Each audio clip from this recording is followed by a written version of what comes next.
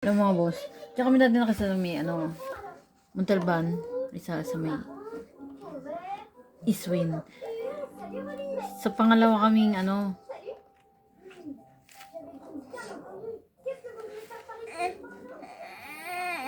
lot, pangalawang yung mga kapitbahay namin doon.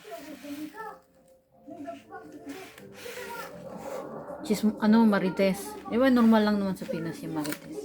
Ngayon, kinuwento nila yung sarili nilang buhay. Siyempre, narinig namin. Tapos, one time, tinulungan namin sila.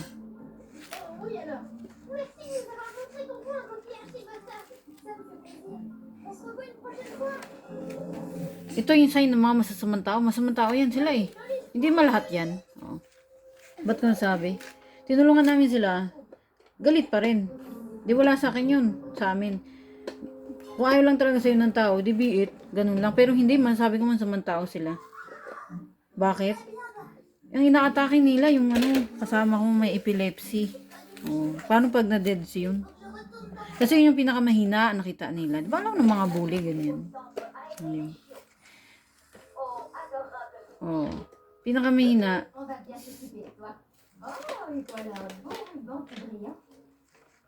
Kita niya, umiinom ng gamot yun. Nakakaawa ngayon eh. Bukod sa PWD siya. Kasi yung paa niya, hindi siya makalakad ng ayos. Makikita mo naman agad. Tapos, epilepsy yun. May rin sa puso. Umiinom talagang gamot yun. Ayun, number 1 pa si Muno dun, siguro, si teacher eh. Naka-uniform pa naman siya umaatake sa amin. Yun yung madalas niyang anuhin. Kasi kami, kasi ako naghahanap buhay. Kami target talaga nila ron lahat. Pero yung pinakamahina, yung talaga yung naiiwan sa bahay. Alam mo naman, may sakit yun. Alam naman, di ba? Yung talaga yung tinatarget. Ganun kasi yung mga bully. Kaya mas nasasabi ko, ay, masamang tao ito. Kasi alam niyang may sakit. Baka ma-deads. Sila yung... Tapos sinumbong pa nila kami doon sa buong may-ari dyan sa may yung subdivision. Oh, nagreklamo silang lahat. Sabi nila paalisin daw kami ron. Hindi lang kami yung sinumbong nila, pati yung iba. Basta kung sino yung nilang nabubuli. Oo, kung anong reason, number 1, mahirap. Pangalawa,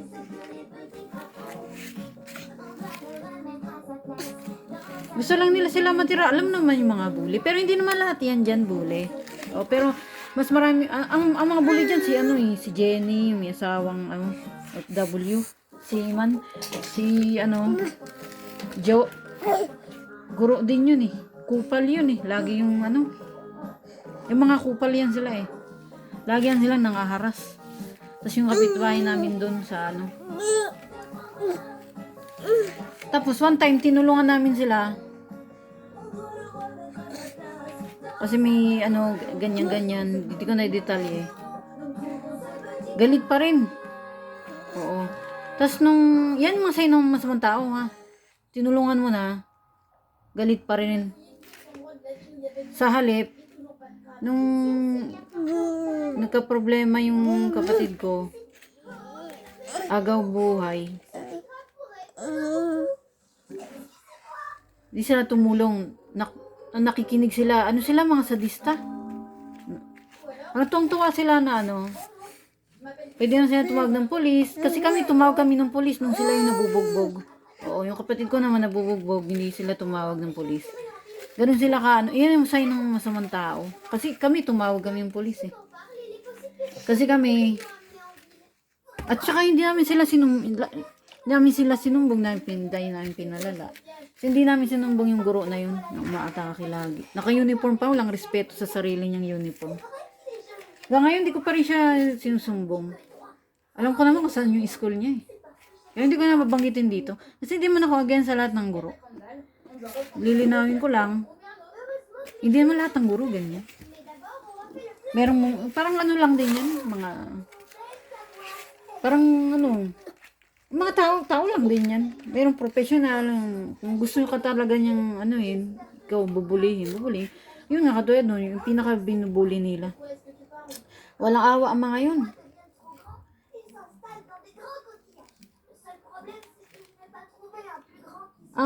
Oo.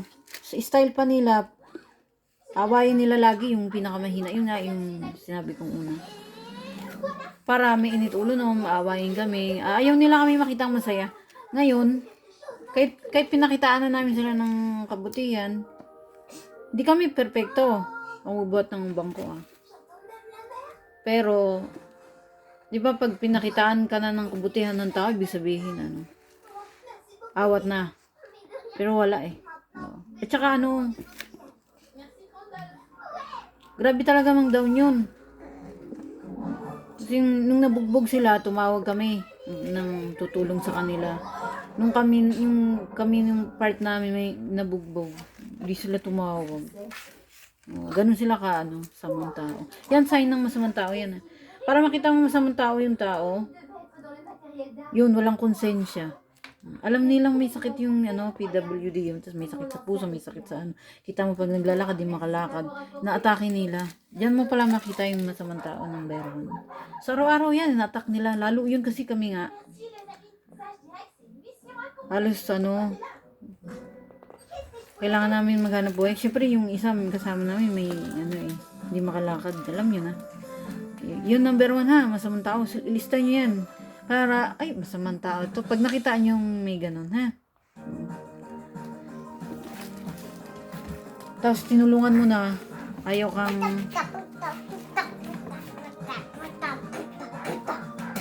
tumawag ng pulis para sa'yo. Pero nung ikaw, tumawag ng pulis para sa kanila. Yung pangalawa yun Lista nyo na lang.